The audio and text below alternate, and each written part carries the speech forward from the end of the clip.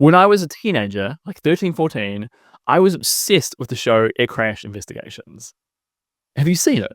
It was a show all about plane crashes. So for hours and hours and hours, I would plunk myself in front of the TV and I would just watch episode after episode of planes crashing into mountains, planes crashing into oceans, engines failing over and over again. I was kind of obsessed. So when I had my first flight as an adult, it was terrifying. It felt like I was willingly walking into my own execution chamber. Every time we hit turbulence, I was like, goodness gracious, I'm going to be in an episode of Air Crash Investigation. But when I would tell people about this, when I'd tell them how I was afraid of flying, they'd always say a similar thing.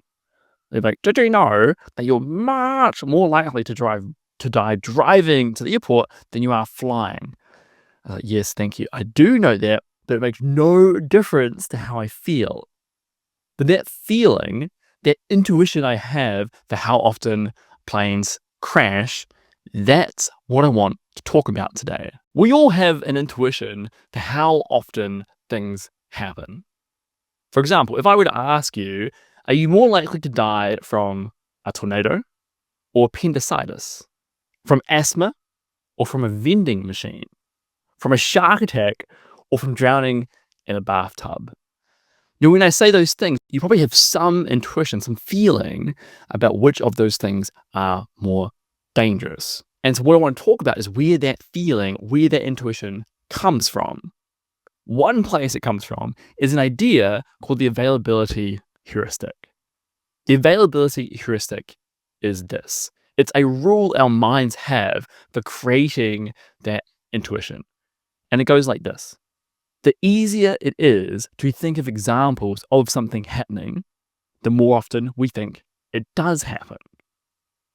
So if it's easier to think of people dying from tornadoes than appendicitis, we have an intuition that tornadoes are more common or they're more deadly. If it's easier to think of people being killed by sharks than it is people dying in a bathtub, then we think shark attacks happen more often. One of the very first experiments to show the availability heuristic was done all the way back in 1973, and it went like this. People were asked, is it more common that the letter K appears in the first letter of a word or the third letter of a word? And they were asked this with a bunch of different letters. People tended to say it was more common that it was found in the first letter. But it's not. For many of the letters, it's much more common that it's found in the third position than the first position. So, but why do people say this? Because it's easier to think of examples of words where it's in the first letter than the third. It's easier to think of words like kitchen or king rather than make, like, take, bike, hike, duke. So this experiment, it's not some sort of cute psychological finding that doesn't replicate. It replicates very well. That the easier it is to think of examples of something happening, the more often we think it does. Okay, I'm going to give you 4 examples of the availability heuristic. So after 9/11, there was some research that found that in the year after the attacks, many Americans avoided flying. Instead, they chose to drive, even when they had to take really long trips. And because of this, they estimated that there was an additional 1,500 extra traffic deaths because more people were driving than flying. There is this famous study in couples research where married couples are asked independently, what percentage of household chores do you do? When they would get these 2 percentages and add them up, they were often over 100%. Like both people were like, yeah, I do about 70% of the housework. There is this other idea called medical student syndrome. And it's the idea that when students spend hours and hours and hours reading about rare diseases, they realize, oh, I have all of them. Another example is shark attacks. When Jaws came out, it made people terrified of sharks. It created the impression that shark attacks were common and that they were dangerous. Some people say it was responsible for people deciding to kill thousands of sharks. There is this researcher called George Burgess, And he used to be the director of a Florida program for shark research. And he said that in the years after Jaws came out, the number of sharks in the east of North America dropped by about 50%. So in all those examples, it's easier to think of examples of those things happening. It's easy to think of plane crashes. It's easy to think of times when you've done the household chores because you can see yourself doing it. You have examples of yourself doing it. People think rare diseases are more common than they are because they're reading about them all day. And then people are watching a movie about a shark attack. So it's easy to think of shark attacks. It's the availability heuristic. The easier it is to think of examples of something happening, the more often we think it does. One little thing I'll add in here is that the availability heuristic, it's not a bias. And it's not a bias in the sense that it's not always a mistake we make. A heuristic is just a fancy word for a rule. And sometimes that rule works and sometimes it doesn't. For example, if I asked you, hey, is it more common that a man in your city is called James or Caspian? You might say James. Why? Because depending on where you live in the world, it's probably easier to think of people called James than people called Caspian. So in that situation, the availability heuristic works beautifully. But there are also many situations where it doesn't work well. So let me give you another example. There is this organization called Gapminder. And one thing they do is ask people all over the world questions about the world. So they did this study in 2019 where they asked over 1,500 people from 31 countries 18 questions about the world. I'll give you 3 of them just to give you a bit of a flavor.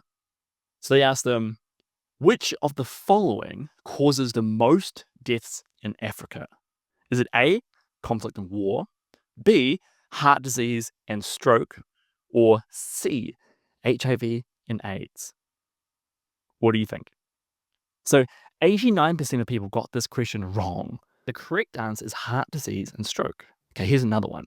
In all low-income countries across the world today, how many girls finish primary school? 20%, 40%, or 60%? The correct answer is 60%, but 86% of people got that one wrong. Okay, one more. How did the number of deaths per year from natural disaster change over the last 100 years? Did it more than double? Did it remain about the same? Or did it decrease to less than half? So the correct answer is C, it decreased to less than half, but 84% of people got that one wrong. So most people, when they gave them these questions, did bad. They did really bad. Of the 18 questions they asked, most people got less than 6 right. And if we want to be precise, and apparently I do, 90% of people got less than 6 questions right. Only 5% scored at chance. They got 6 out of 18 questions correct. That's just if they were guessing, which is Gapminder to say it's about as well as a chimpanzee would do by randomly throwing darts. And then only 5% of people did better than chance. Because most people think the world is getting worse. Because that's all we see when we look at the news. We see stories and headlines of war, disease, of violence.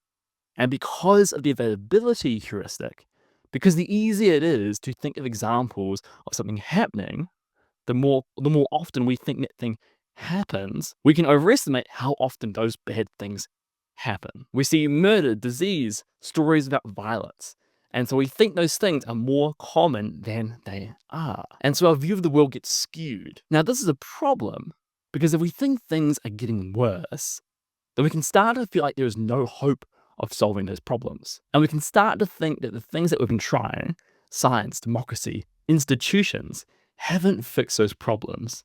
So maybe we should try something else. So what do we do instead? Well, we can check the data. We can recognize that we shouldn't always trust our intuition on these things.